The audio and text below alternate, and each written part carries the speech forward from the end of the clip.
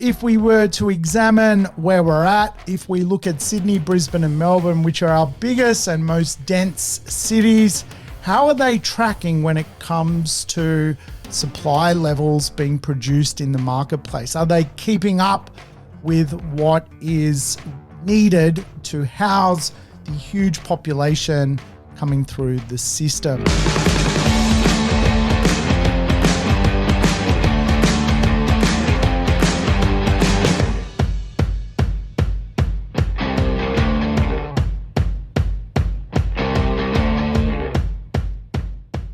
Welcome to the Urban Property Investor. I'm your host, Sam Saggers, here to help you crack the code of real estate wealth. Today's show, we're going to dig into the future. Yes, I've seen the future. I've been out and about. There's a lot of secrets to tell.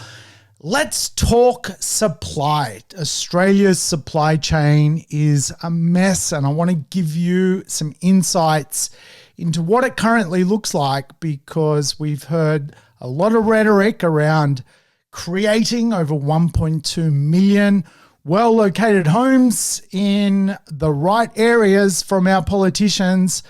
Are they actually delivering on that concept? What are the latest supply figures reveal about both build to sell and a new phenomena, build to rent? Yes, that is today's show. And of course, welcome back, regulars. You know the drill. Play the program in double speed, get your life back.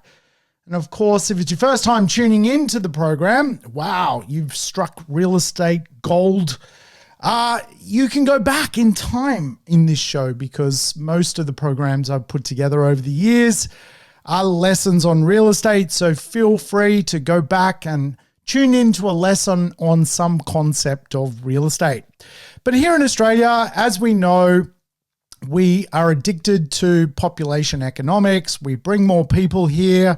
We stimulate the economy off the back of that. It's a great way to produce growth for the country.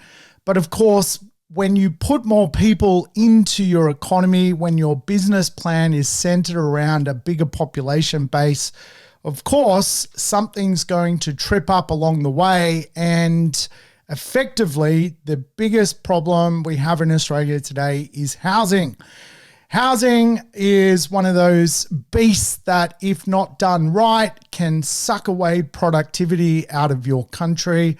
And of course, runaway property values are often correlated to the cost to deliver properties and, of course, the amount of properties that an economy needs. Here in Australia, we literally need to build a new home every 7 minutes.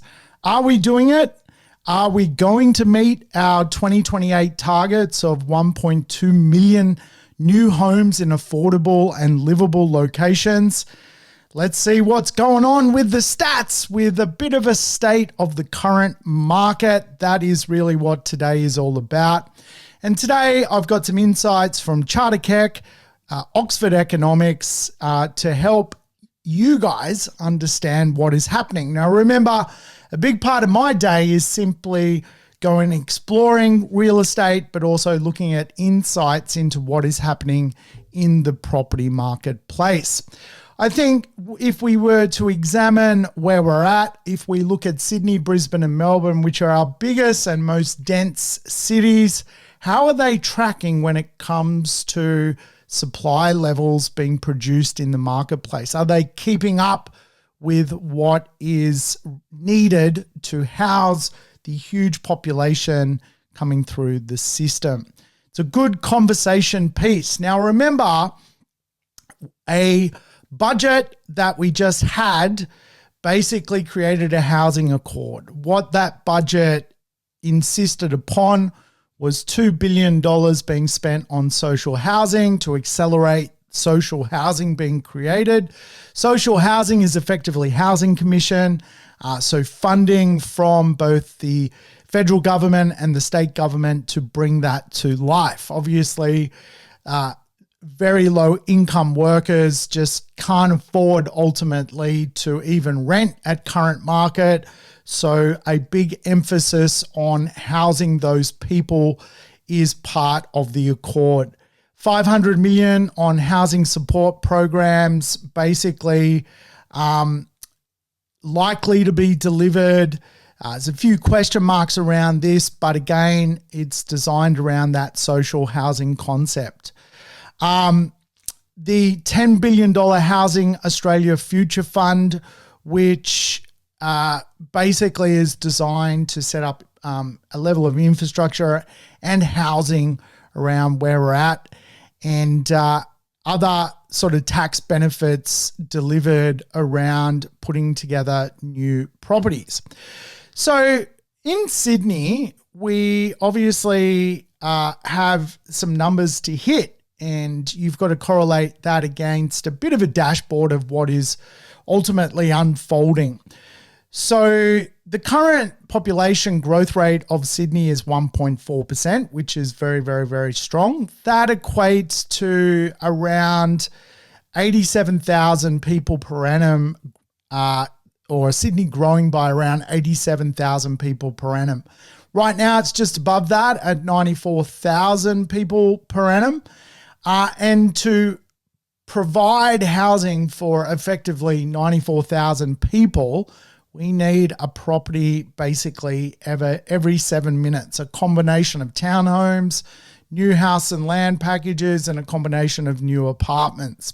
The vacancy rate in Sydney is low. It buffers around just above 1%. And when it comes to the forecast of new build to rent and build to sell apartments, there is a difference today between the two. We have a forecast of around 10,000 odd apartments being produced, where we actually need to be producing around 18,000 just to keep up with the 10-year average, and well over that to reach this 1.2 million mythical number of balancing the population versus housing ratio into the future. So the summary isn't good. We're not producing enough product whatsoever. And of course, if I was to look at the build to sell apartment launches and commencements, and I was to correlate where we're at right now, it's circa around in 2024, 5,000 odd apartments. Now, I could go back to 2026 and 2027, and you were getting over 35,000 basically launches and commencements of real estate apartments in that era. We are down to 5,000. That is nowhere on track when it comes to supplying the future. And of course, I talk about the bullwhip effect a lot. What you input today creates an output tomorrow. Now, back in 2017, we put an input of 30,000 odd apartments into the system. Obviously, the output of that dropped in, say, 2019, 2020. So we're still living through the benefit of that production of stock to date. If we analyze the bullwhip effect of input-output, down the track is looking very, very, very nasty when it comes to build to sell apartments. People won't have apartments to buy.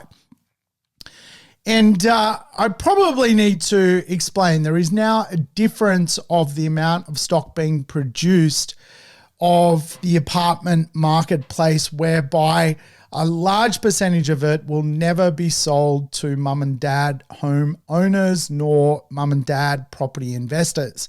This is really limiting the amount of apartment product being produced for the actual real estate market that you can buy and sell. Today, there is a new phenomena known as build to rent, where major institutions effectively build properties and rent them out for their funds, for their pension funds, super funds, and things like that. And the government has bet on that paradigm to equalize the production of real estate. Simply put, there is not enough property investors out there to produce enough properties for the private rental marketplace. So government is influencing corporations to do a lot of the heavy lifting for it, because government does not provide housing to the Australian housing marketplace. If we're to look at completions courtesy of Chartered Kramer in Sydney, we can see that the completions again are just about 25% of where they were, for example, in 2017, 18 and 19. There is not a lot of product landing in Sydney. So again, if you do the maths, for example, our biggest city, there is just a real lack of product. We're probably at 1/3 where we need to be. And this is really the end of year one of the first year of this ambitious Albanese government target of reaching 1.2 million affordable, well-located homes in and by the end of 2028. So do we get a pass mark? No, we get a failure mark. Sydney is failing to deliver product. What does that mean for a person who doesn't give a brass razoo about property investment? It means they're going to pay more rent, they're going to pay more for property to buy because the lack of supply will be met by future demand, which ultimately has to pay more for it. As a property investor, as a holder of real estate, you're probably going to get capital growth and probably rental pressure in the Sydney marketplace. Certainly when it comes to Melbourne, the statistics actually get worse for the conversation. There's just not enough product being produced. And of course, Melbourne's got a higher population growth rate than Sydney of 2%, which was one of the highest growth rates in the modern world.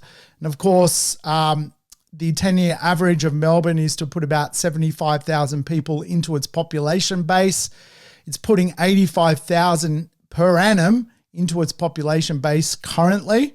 And of course, that means you need to produce a lot of real estate. And of course, not enough real estate is being produced. We're not producing a property every 7 minutes, but we're producing a new person literally every minute or so. And of course, this is creating a massive amount of pressure on the system. And of course, when it comes to the forecast of build to sell and build to rent completions from 2025 to 2027, it's around 8,000 properties due for completion into the near future. Now, again, if we were to go, well, that 8,000 combined for 2025, 2026, 2027, and 2028 may get a little bit more added to it, but it's very, very low when you compare it to, say, 3 years such as 2016, 17, and 18, when you effectively had around 60-odd thousand apartments delivered to the Melbourne apartment market mix. So we just hit our lowest level of apartment production since 2011, which basically represents 44% of Melbourne's, what Melbourne needs to basically keep up with the average production of properties. Then when I look at the build-to-sell apartment launches and commencements for 2024, in other words, is there a large amount of product being put on the market today to buy from the marketplace? I can tell you, and I wish I could show you just the actual diagram I'm looking at right now. But if we will go back to sort of circa 2015, 25,000 apartments got launched for sale in Melbourne. Today, that is 2,100 apartments. Now, you got to understand as well that a lot of those apartments will not be fit for purpose for property investment. Some of them will be luxury apartments. Some of them will be student apartments. So if you were to analyze the true build to sell ratio of, say, 1 in 10 apartment projects is fit for purpose for an investor, some of them are just not good investments. Some are good investments. They've got the right design characteristics. From the 2,100 odd apartments, if you took a 10% viewpoint that there's 10% of that range which would make economic sense for a property investor, that's 210 apartments in a city of over 5 million people. So does Melbourne pass the $1.2 million? Are we on track or are we off track? Do we get a pass mark or a failure mark for year one? Well, we're going to give it a score of a D-. Yes, it's one of the worst market performers for production of new product. And again, if I look at the 5-year forecast to really end of 2028 or 4-year forecast to the end of 2028, it's undersupplied all the way through to really the game of reaching that milestone. It's completely undersupplied. It doesn't hit target once. The average dwelling over the last 10 years production rate is 13,000 per annum. For the apartment space, you will be lucky to reach half of that through the Melbourne marketplace. But we have Brisbane, our Olympic city. Does it get any better in our future Olympic city 2032? The great Queensland marketplace, obviously very popular at the moment. State of the market in Brisbane. What does it look like? Are we getting down to business in Brisbane? Are we producing enough real estate? Well, the fact of the matter is Brisbane also is a high population growth city with a population growth rate of 1.6%. When it comes to its future build to sell, build to rent completions, forecast is around 3,000 properties being completed per annum. So that's not going to keep up with the population growth rate, having 3,000 apartments completed per annum. Now, let's say there's 100 apartments in a building. It's basically 30 buildings being produced across 300 suburbs in Greater Brisbane, which simply doesn't work. And when I look at the build to sell apartment launches and commencements for Brisbane, it's mind-bogglingly low. Like, I can't even describe how low it is on a graph. Like, you need a magnifying glass to pick up on basically what has happened in 2024. If you go back to 2015, there was a bucket load of product put onto the Brisbane marketplace. Something like just over 15,000 apartments produced in 1 year in Brisbane, which of course Brisbane's a much smaller city than, for example, Melbourne or Sydney. 2024, you've had 530 apartments which have been launched for sale in the pre-construction off the plan marketplace in Brisbane. 530 apartments. That's it.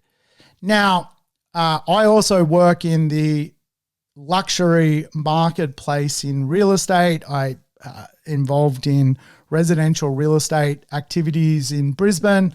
We actually launched a tier 1 riverfront property in Kangaroo Point.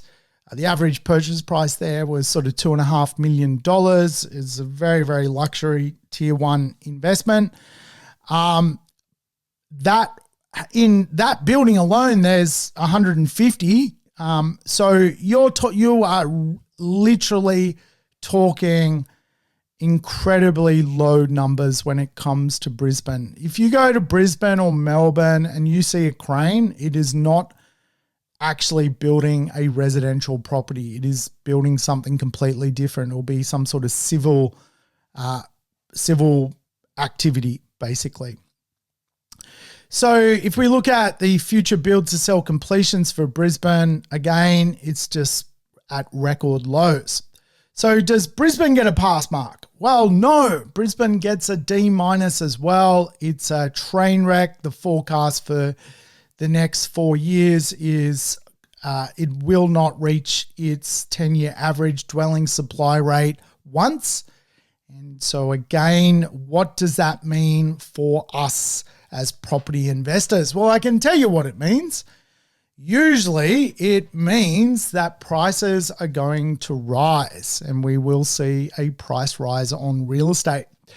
When there's just not enough product added to the mix and there's more people added to the mix and that balance is not right, at first it affects the rental market, which we've already seen because generally a new population input rents before it buys, but eventually it flows through to a buyer's activity and more demand. Obviously, less supply is an equation which usually leads to higher prices. So when it comes to real estate, there's always a conversation. Do we have a supply problem or do we have a cost of supply problem? And certainly there are enough approvals in the system to basically produce real estate. The problem is most of those approvals are actually not financial. They don't financially math.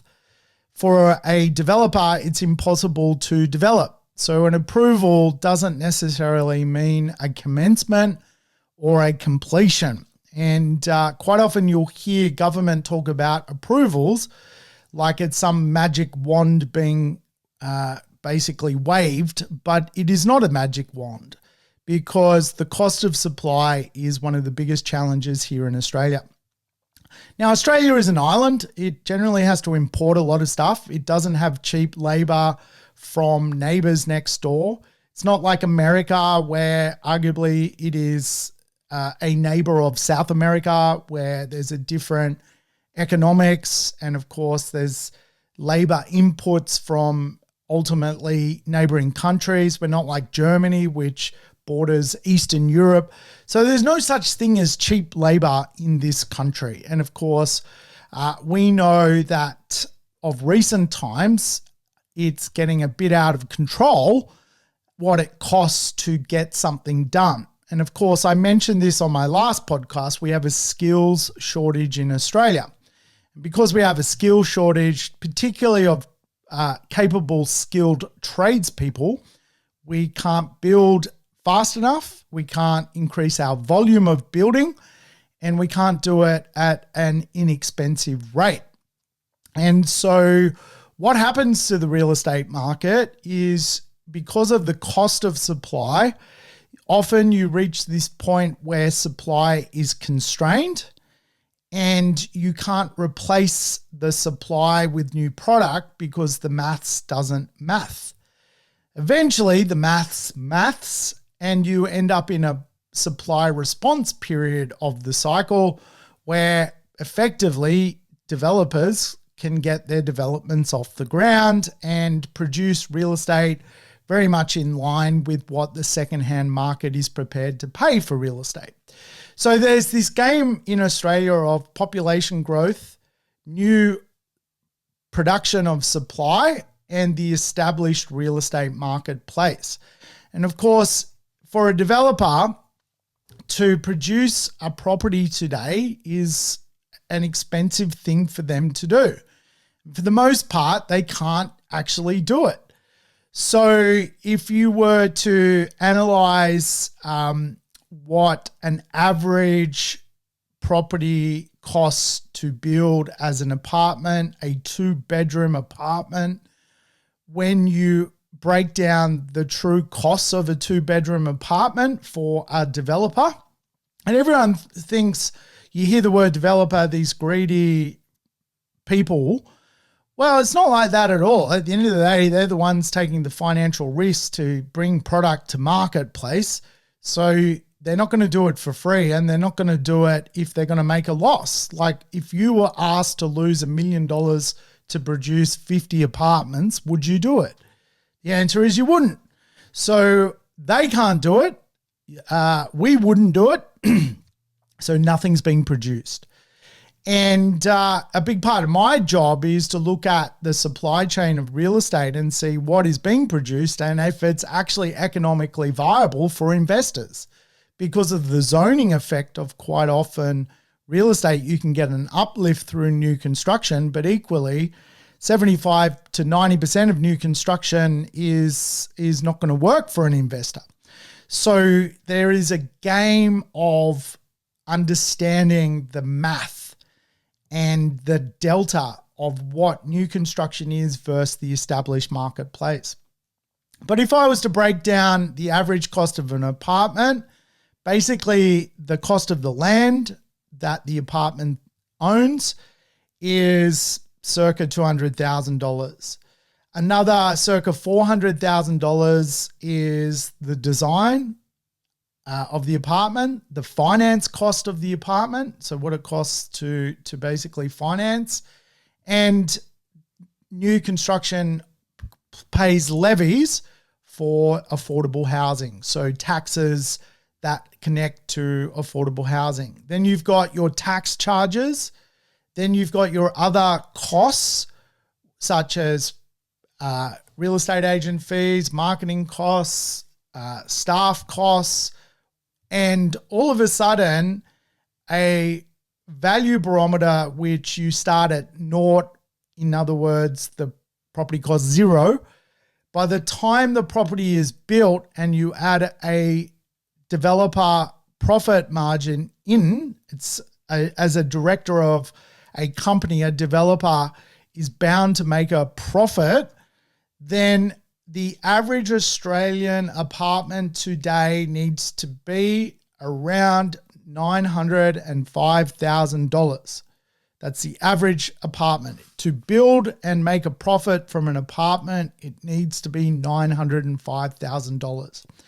Now, again, the Productivity Commissioner has looked into the concept here and gone, this is a problem because the average person can't spend $905,000 on an apartment, and in some marketplaces, an apartment is worth $500,000. So if the local market is only prepared to pay $500,000, how are you going to add more supply if an apartment costs $905,000? Is basically the conversation piece. And of course, this lends rise to an underpricing or a mispricing in the market of certain properties. And a big part of my day is finding this mispricing between the cost to build a new property and the cost of a new property, or a modern property, which is fundamentally in line with what it costs to build a new property, but you're buying it much cheaper because it's already built or it's a year old, or it's got the modern characteristics without the price tag effectively. And so you're getting this kind of gap where there's an opportunity for investors. But today's show's not about making money, is it? It's about discussing the concept or the problem of the cost of supply. So the goal of the government, 1.2 million affordable, well-located homes. Are the homes affordable? The answer is no. Now, if I go back to construction costs in 2018, basically to produce just the construction of a basic apartment, 263,000. Today, 339,000. Parking was 85,000 in 2018, now 93,000. These are all the bits you got to add on. Site preparation, 6,000, now 8,000. Professional fees, 30,000, now 38,000. Land acquisition, 99,000. Now the site is 150,000. So land values have risen as well. Differential there in real terms, basically 51,000 or 51%. State contribution, basically paying your government taxes, gone from 11,000 in 2018 to 12,000. Local government contributions, 10,000 to 11,000. Land tax, 7,000 to 11,000. Financing costs, $34,000 to $83,000. Sales and marketing costs, $22,000 to $26,000. And so you can see there is a financial gap which has basically unfolded. Now, a lot of the markets have moved since 2018 today, but the costs have moved as well, which creates a imposition on the marketplace to produce stock. Now, to give you an idea, for an investor, typically a property investor, if they were to buy an apartment, generally is spending, for easy maths, below $10,000 a meter. So if you're buying 100 square meters of apartment, you would be paying $1 million effectively. If you're buying 70 square meters of apartment, you know, the max you would pay is $700,000. Obviously, you can get much less expensive than that. But today, the production rate of the blended rate of an apartment, according to Urbis, is $14,000 a meter. Now, the blended rate is you take the 1, 2, and 3 bedroom product and you cross-reference the different square meter rates per different property and you blend it. The blended rate is just sitting above $14,000 a meter. So if you were, by way of example, to look at the blended rate of what goes to market at $14,000 a meter times an 80 square meter apartment, that's $1,120,000. So what is happening is because of the cost of supply being basically an average apartment costs $905,000 to produce, there's no market for it.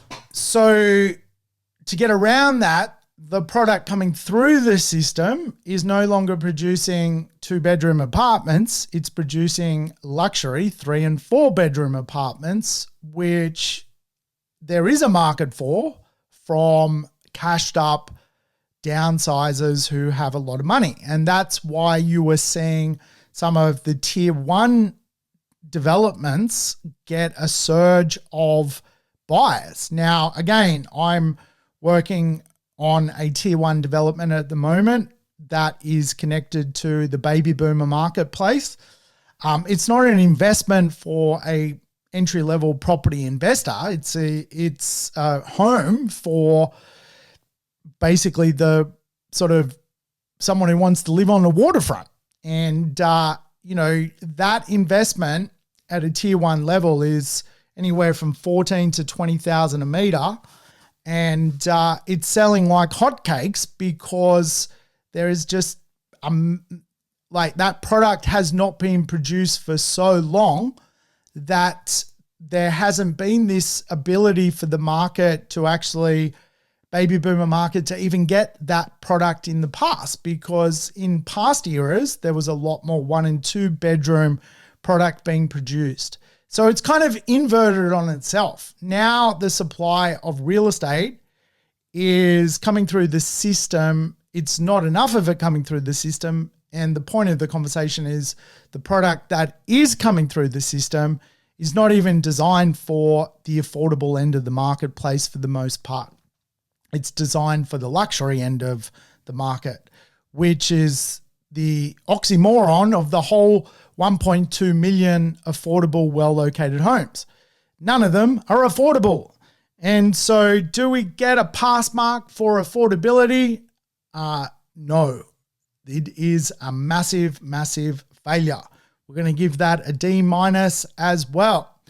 Now, when it comes to build to rent, which is kind of a new genre of real estate, the best way to understand it, and I've mentioned this in past podcasts, is particularly with the apartment market, there's going to be less real estate and more property.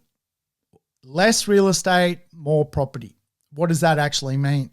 Well, real estate is effectively the land and the title, and the property is the dwelling. With basically the apartment market, it is now split in two. You've got build to sell and build to rent. build to sell obviously is real estate. It is real estate for the real estate marketplace. It can be bought and sold and rented by private people. Build to rent is not necessarily real estate that can go onto the market for sale. It comes with covenants and caveats on the title, which restricts it from being sold for sometimes up to 50 years. So it doesn't affect the real estate sales market, but it is designed to help with a growing cohort of renters that don't have properties to rent in. Now, Australia's business plan is to bring a lot of people into the country, and they tend to become renters first through students, or even new migrants tend to rent before they work out where they want to buy, build a credit file, and so forth. So the rental market is one of these marketplaces which is growing exponentially and will continue to actually grow in size and scale. You know, back in 2011, just around 29% of Australians rented. By 2031, 20 years later, that will rise from 29% to 33%. So it's a big proportion of Australians will continue to rent. It's a growing profile. And just bear in mind, obviously, between 2011 and 2031, even though 34% of or 33% of people will rent, there's just more people. There's millions and millions more people than the 29% in 2011. So government knows that the rental market is a big housing solution for society. And really, it doesn't really care if socially people do not own a home and they rent for life. And really, that's where the build-to-rent model comes into society, which is used all over the world. It's just a little bit new to Australia. The build-to-rent model really gives tenants a bit of leasing protection, a bit of lease protection. Instead of a 1-year lease, they might get a 3 to 5 year lease on a property. And government is stimulating major corporations to take basically a footprint into the Australian property market as a build-to-rent player. And they're giving withholding tax reductions, capital works deductions through depreciation, allowing certain foreign investor fees to be exempt, land tax concessions on the real estate. And the government is also co-funding some of these social elements of build to rent. Now, again, like if you've got 40% of your country, which is level 5 and level 4 workers, they're basically baristas, coffee shops, waitresses, cleaners. They have to live somewhere. And, you know, if they can't ever afford to buy a home, they need to live in a home. And so the build to rent market is coming to life. Now, there are a lot of policies and themes impacting build to rent. There's the national planning reforms. There's the New South Wales SEP Act, the TOD program, putting apartments around transport. There's priority development areas, which the state governments are looking to release. But then also to build a property, it needs to be very sustainable today. So we've got the National Construction Code of 2022, which creates a mandate that every apartment needs to be well designed, thermally efficient. You've got obviously energy efficiencies and sustainability efficiencies and minimum Green Star standards that are put on projects today.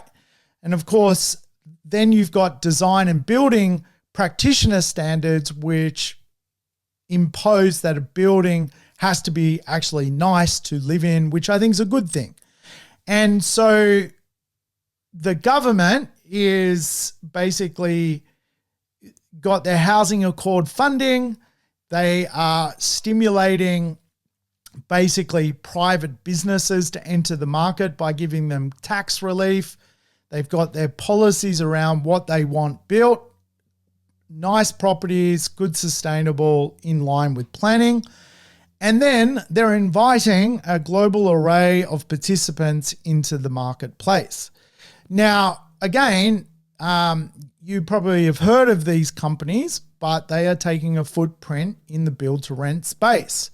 So you've got Blackstone, the biggest company in the world. Some say maybe the most powerful company that has ever existed on this planet. You've got UBS, you've got Frasers, you've got Mitsubishi, which is a car manufacturer, Mitsubishi Real Estate, now effectively as part of the build-to-rent scene. You've got the bank, Macquarie Bank, you've got Mirvac, Lend-Lease, Cedar Pacific, Greystar, Morgan Stanley, you've got M&G, you've got Heinz, you've got Qualitas, you've got Stocklands, all taking positions, Daewoo, in effectively the build-to-rent space.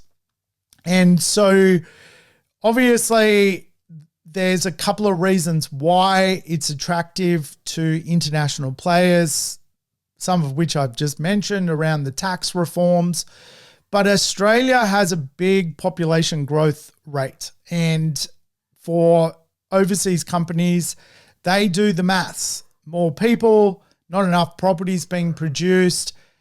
They can take some market share of the product that is produced. And because there will be virtually a 10-year undersupply, their rent should go up for them and their fund, which is effectively quite often pension funds.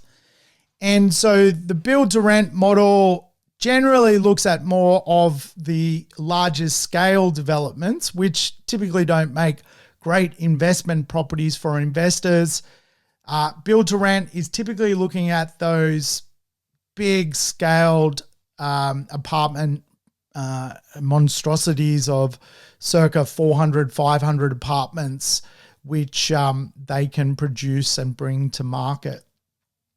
And again, if we were to look at the current undersupply and the 1.2 million dwelling target, we are just absolutely off track despite this significant foreign investment from foreign companies into Australia, where they assess the demand fundamentals as even more solid than anywhere else. And so as a property investor, this is not such a bad thing to hear, but for international companies, they look at Australia as probably a better bet than even the USA, Japan, Germany, or the UK, because Australia's population growth is much higher than the UK, Germany, Japan, USA, and its income growth, its wage growth,